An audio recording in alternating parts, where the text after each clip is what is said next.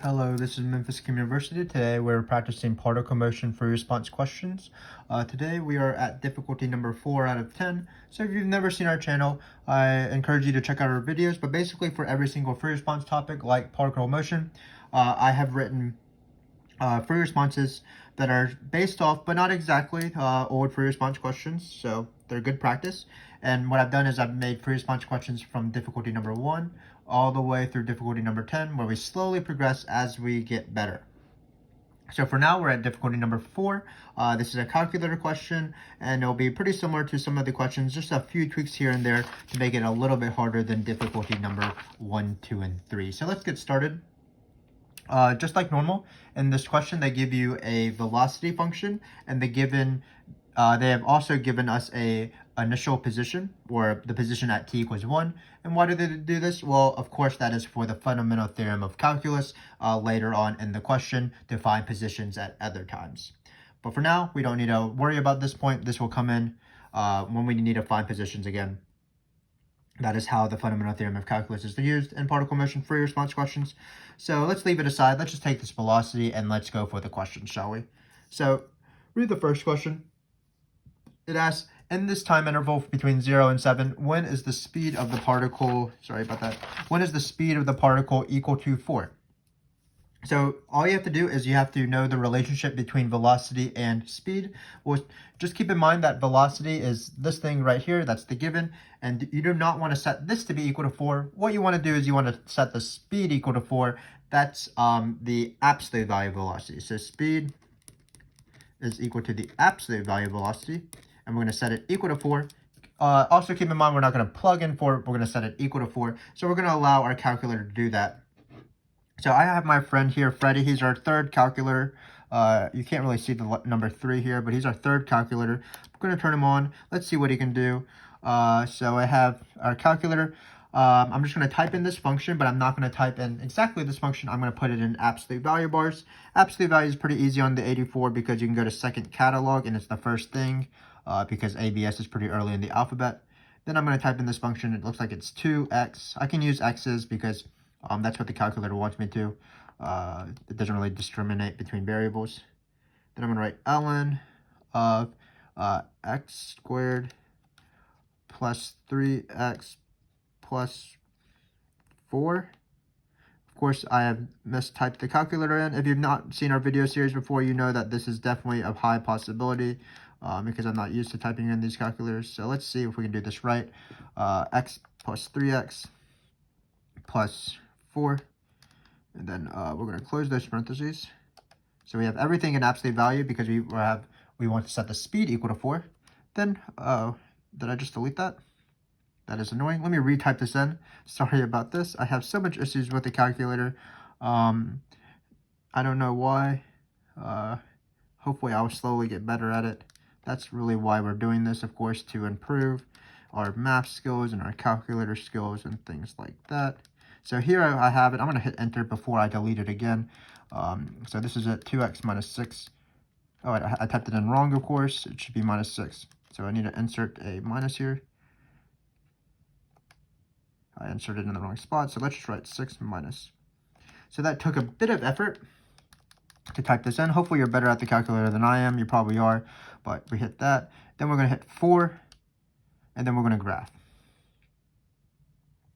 So it looks like this is my ln function here. And it looks like it crosses 4 at that point right there. Let me zoom out just in case we have more zeros. So let's go to 10. We don't need any negative y values or negative x values because we're doing absolute value. So it actually looks like it's going to cross up 2 spots. Notice that once we zoom out. So just be careful. If you had just set regular velocity to be equal to 4, you would have not gotten one of these zeros. So let's find these zeros. Let's go to second calc, intersection. So here they want us, let's do this left one first.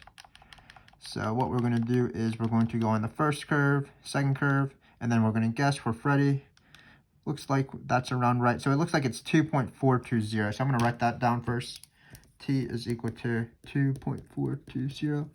Yeah, so when I introduce calculators for response questions for my students. I encourage them to practice with the calculator. You don't want to learn how to use the calculator as you're taking the test or the AP exam, of course. You want to be as good as possible, definitely better than me, so that it doesn't slow you down, because oftentimes time is an issue for students. So just practice with the calculator, graphing things, typing things in, typing integrals in, typing derivatives, and things like that. So we do have our second intersection point. That is going to be 7.172, and this is the answer. So a question that's not too bad if you just know what to do. And the only trick is you don't want to set, or there's two tricks, I guess. You do not want to set velocity to be equal to 4. You want to set speed to be equal to 4, which is the absolute value of velocity. Secondly, you don't want to plug in 4, you want to set it equal to 4.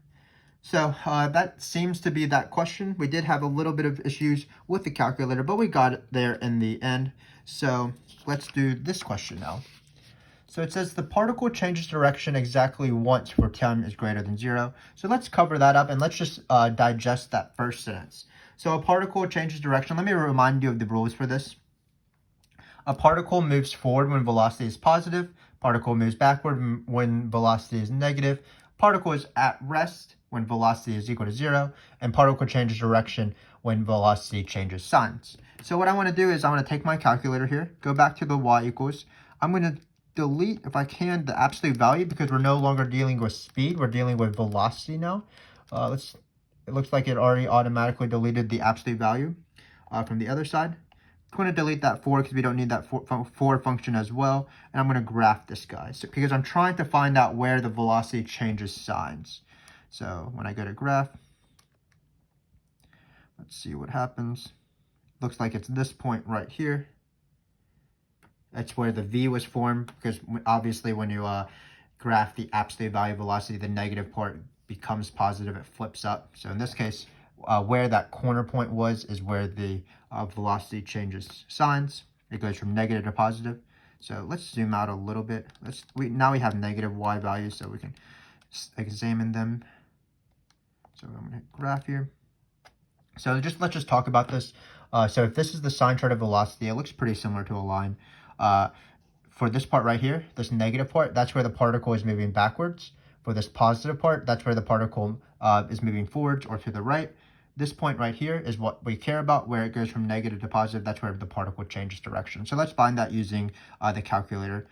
We're trying to maximize our use of the calculator. Let's hit 0. Left bound means just go to the left of the 0. Right bound means go to the right of the 0. And then guess, of course, means to try to help Freddie as much as possible. Looks like we get 4.873. So let's write that down. At t is equal to 4.873. The particle changes direction. Let's maybe put a dividing line. I won't justify, because I like to justify, because velocity changes signs.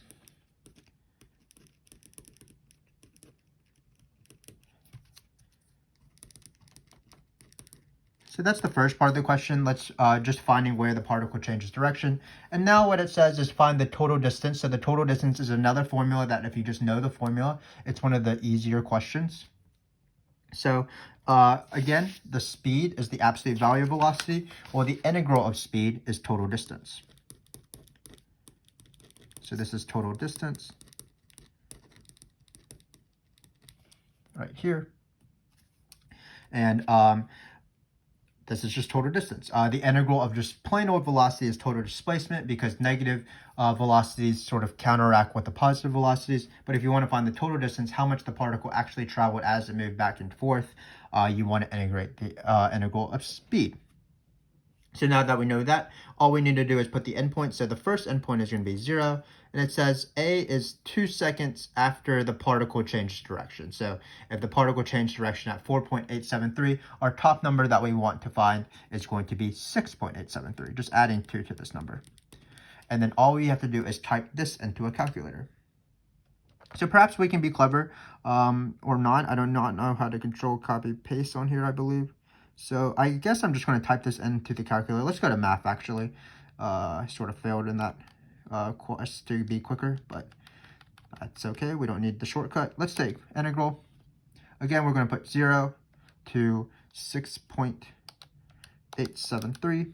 Then we're going to go into this calculator right here, and we are going to do absolute value again because we're taking the integral of the absolute value of velocity. Just be careful that your absolute value is inside the integral and not outside of the integral.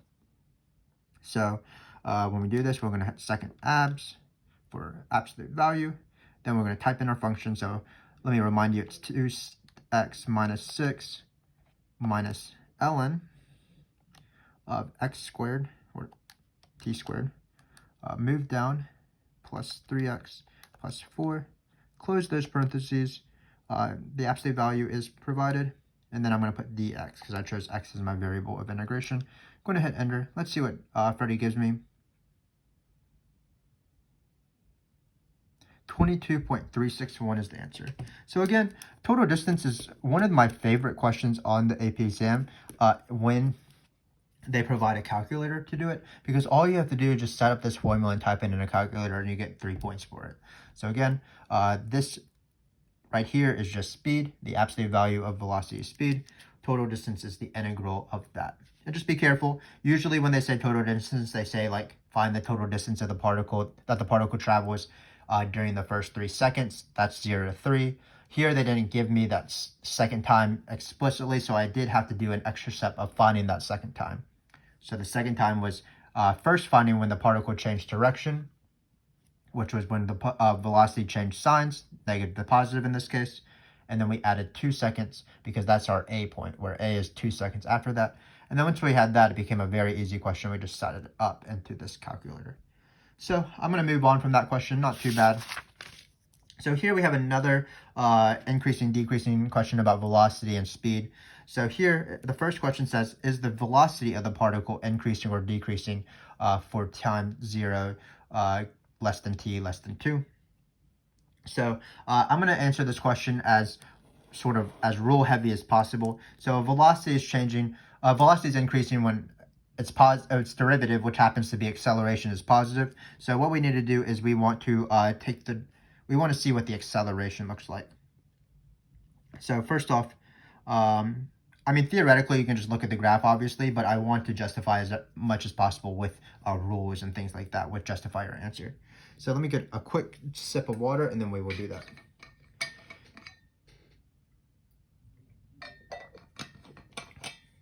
Pardon that water break, but I think we are ready now. So again, I'm going to draw the sign chart of velocity real quick, because we might need that in the future. From our graph here, remember, it's just a single line that goes through the point 4.873. Might be useful, might not be, but I want to graph it in the first place. So again, we're trying to see whether the velocity is increasing or decreasing. That's going to be telling whether the acceleration is positive or negative. So first off, we would want to find acceleration. Here, you can do it with a calculator. Let's rewrite the function, actually. V of t, 2t minus 6. V of t, 2t minus 6. Minus the ln of t squared. Plus 3t plus 4. So this is what velocity is. Now we're going to find acceleration. Again, you could use a calculator, but I'm going to practice actually a derivative by hand. I sometimes don't recommend students do this because you do have the calculator, but this derivative should be not too bad. Looks like we have a 2 here because the derivative of 2t is 2, and then the derivative of minus 6 is 0. That goes away. Finally, I can't speak. The derivative of ln is 1 over that thing, so it's going to be 1 over t squared plus 3t plus 4. But of course, we have to do the chain rule because we have an inside function, so that derivative is 2t plus 3. So that's going to be the derivative of our velocity. So again, this is v prime of t. It happens to be acceleration, but all I want to see is whether this thing is positive or negative in between 0 and 2. So let's graph that real quick. So we go to y, let's clear the velocity, and now let's put the acceleration. And when you're using the calculator, of course, you want to be careful with parentheses, so I'm going to try to do that as best as possible. So it looks like I have this fraction here, put the numerator in parentheses, divide it, put the denominator in parentheses. Hopefully you can see that. Close the parentheses for the entire fraction, hit enter. I think we're good to go. Let's graph it. So it looks like, I don't really care what it looks like, but from 0 to 2, it looks like that this graph is positive. So if you're from 0 to 2, this graph here is positive. So, and let's really remember what we need. So we're ready to justify these answers, I think. And obviously, V is increasing because it looks like this. So, but I do want to just do the rules as much as possible. So let's go for these questions. Well, let's take the first question. Is the velocity increasing or decreasing? Well, because V prime of t is positive for t is in between 0 and 2, that means the velocity will be increasing in this interval. Will be increasing. Now we have the rule speeding up, slowing down, or speed increasing, speed decreasing. Remember that is not just based off velocity being positive. That actually is based off whether velocity and acceleration have the same signs or different signs. So in between 0 and 2, this is why we drew our sign chart of velocity. Notice that velocity is negative and acceleration is positive. That means the particle, the speed of the particle will be decreasing actually. So because V of t is negative and A of t is positive, that means that the speed of the particle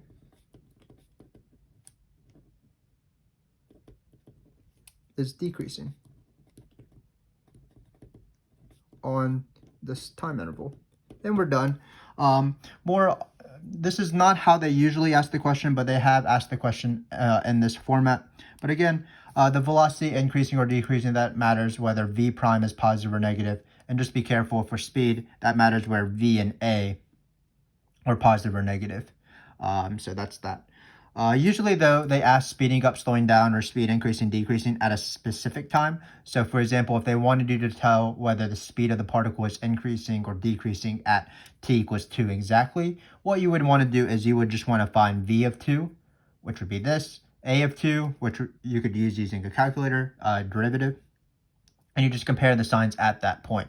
I believe that throughout difficulty 1, 2, and 3, the difficulties before this video, we did practice some of those if you want to check that out.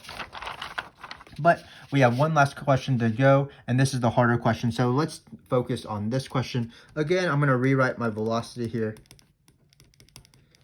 So it looks like the velocity is this. And then it says, at what time t, where the time is, again, in between this interval 0 and 7, does the particle achieve the greatest distance? So I see the letters EST. From English, that is a superlative, which means we are trying to do absolute maximum or minimum. So absolute maximum and minimum on an interval requires a 3-step process, the closed interval method, to find an absolute maximum or minimum of a function. Check out our video of that if you want to as well.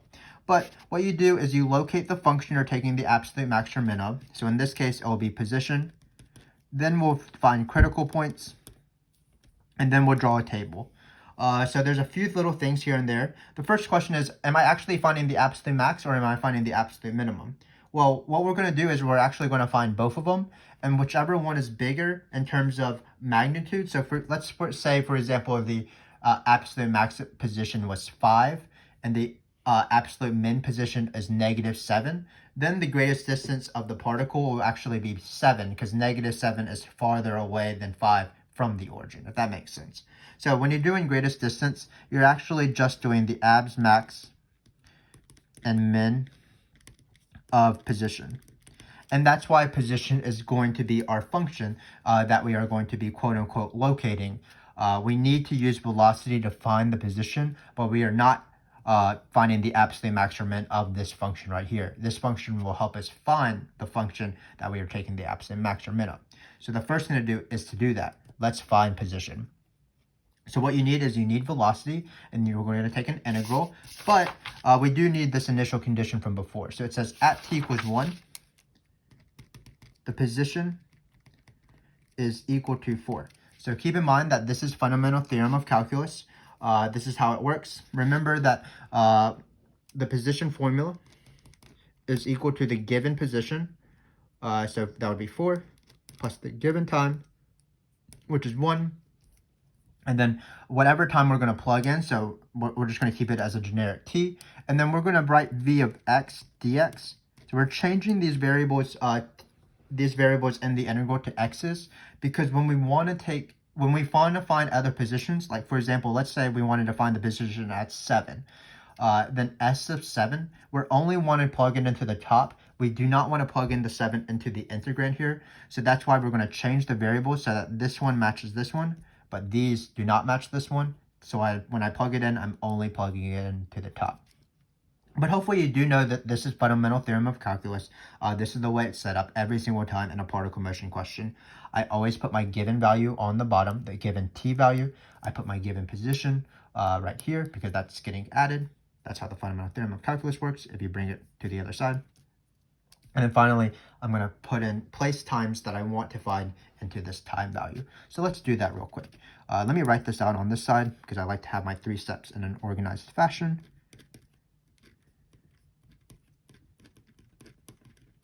So the critical point step means take the derivative of this function. Let's ignore it for now that we know that it's actually velocity. Let's just practice derivatives. So if we take this derivative, the derivative of 4 will be 0.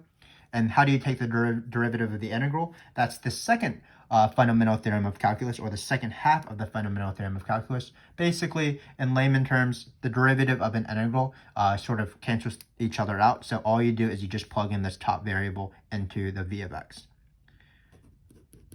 In harder cases, you might have to do the chain rule, but because we're just plugging in t, the derivative of t is just 1. So of course, the derivative of the position is velocity. So in this case, it's this.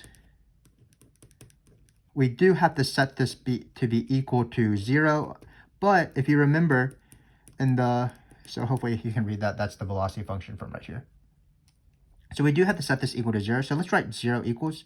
Remember that on an AP exam, sometimes they just give you a point for writing equals 0. So it's a good habit to not just write the derivative, but write the derivative equals 0. But what I was saying was that we actually found what time the velocity changes signs, what time the velocity was 0. It was actually 4.873. So we don't have to redo it. We can let our past selves help each other, help ourselves actually. So we get 4.873. We are almost done with this question. All we have to do is now form a table. So I'm going to form this table. What goes on the table? Well, of course, the endpoints go on the table, so 0 to 7. This could have also been presented as the first 7 seconds. So 0 to 7. We are going to put this time value as well. We're going to put every single critical point that fits within this time, these interval. So for example, if we had gotten 8 as well, we would not have included it because 8 is not in between 0 and 7. But coincidentally, this one time value is in between it. And now we are ready to find the greatest distance. Again, be careful. We do not plug it into this given function. The given function no longer matters. The only function that matters is this function right here, the position, because we're trying to find the absolute maximum of position. So you might think it is a bit of a hassle, and that's definitely the case. But we are going to be ready to take these integrals, and we'll try to do it fast. The first one will be the hardest one to do. So let's write this. So math, we're going to go down to, let's actually not go down to integral. Let's just write our 4 plus, because remember 4 plus is part of the function. So 4 plus, and now let's type the integral. So when we have the integral, we are going to go from the given time, so it's not 0 in this case, it's 1. And then we're going to put the time we desire, so that's going to be 0. So again, keep in mind, this is just how the fundamental theorem of calculus works. I don't really mind that the top number is smaller than the bottom number because the calculator knows what to do and to take this antiderivative correctly. The only time where you would have to negate the integral, meaning you would have to flip the integral so that the top number is the bigger side, is when you want to find the integral using areas, and that occurs in graphics if you want to check that out on our channel. We go from difficulty 1 through 10, similar to difficulty 1 to 10 in this video series with graphics as well. But for now, we're going to type in this function. So it looks like we're going to type in 2x minus 6 minus ln of x squared plus 3x plus 4. Then we are, I did the same thing as I normally do. I apologize. you have to go outside of the exponent. I'm not used to the calculator just being dumb and like assuming that the exponent is just 2. And then looks like we have to close these parentheses as well because that's the ln part. And we're going to hit dx here. So hopefully I typed that in right. 2 minus 6 ln of x squared plus 3 plus 4. I feel like that is correct. So it looks like we have 10.743. Now we don't have to retype this in. Notice that if I just hit this guy, all I have to do is scroll over here and just change the number on the top. So now we're going to plug in 4.873. And again, when you plug in these numbers, you're only plugging it in to the top. So notice I'm not changing any of these x's inside the integral to this number. So I'm going to hit enter again. Looks like it's negative 8.169. And then finally, I'm going to do the same thing with 7. So I'm going to go over here, hit 7. Clear some of this decimals because it's just the number 7. We're going to hit enter and we're going to get negative 4.265. So now we have the information. We are ready for the greatest distance. Here it's farthest right at t equals 0 because that's the max. It's farthest left at t is equal to negative 8.16, or at t equals 4.873 because it achieves a position of negative 8.169. 10 is bigger than 8 when you take the absolute value of this. So the greatest distance will not occur at the absolute min, but it will occur at the absolute max. So when does the particle achieve the greatest distance? Kind of not very fun here. It's actually when the particle is at the initial time equals 0. So at time is equal to 0, particle position is the greatest distance. So this is probably not the best wording, but who's going to stop us from the origin?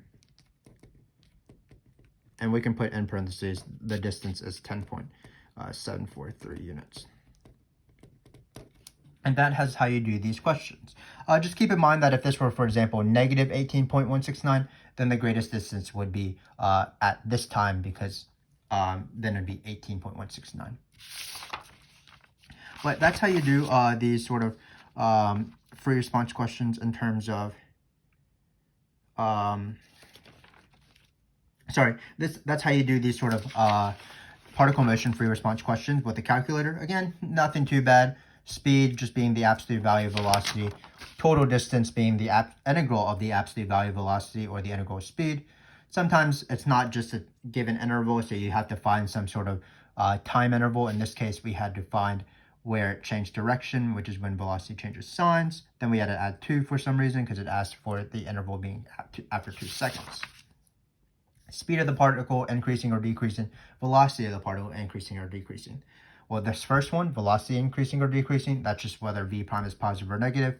Speed is actually one of the only times on the AP exam where you don't just see where a derivative is negative, because it's hard to take the derivative of speed because the speed is the absolute value of velocity, and it's hard to take the derivative of absolute value. So speed increasing or decreasing is one of the only questions where you don't use the rule f is positive. F is increasing when f prime is positive, f is decreasing when f prime is negative, similar to the velocity. What you have to do is you do have to compare the signs of velocity and acceleration on that interval or at that time. In this case, acceleration was positive and velocity was negative, so the speed was decreasing. Finally, the most important question was greatest distance. The greatest distance represents which one of the absolute max and the absolute min is farther away from the origin. So what you had to do first is you had to locate the position formula, but the position formula came from the Fundamental Theorem of Calculus, given position plus given time up to that time you want to plug in. Then when you have located that, forget about velocity. Its only importance is that it's part of position. Then we took its derivative, set it equal to 0, the derivative being the velocity. We got 4.873. Then we started constructing this table, fit these 3 numbers because they're the endpoints as well as the critical point that fits within the endpoints. Then we slowly plugged in each of these 3 numbers into our time value, and we were able to find that the absolute max is this one, the absolute min is this guy right here, but the absolute max is farther away. So this was the answer. The greatest distance was when the particle was at t equals 0. So that's a very typical particle motion free response question. This level and maybe the next video, difficulty number 5, that's the level where you want to be at for the AP exam, especially if the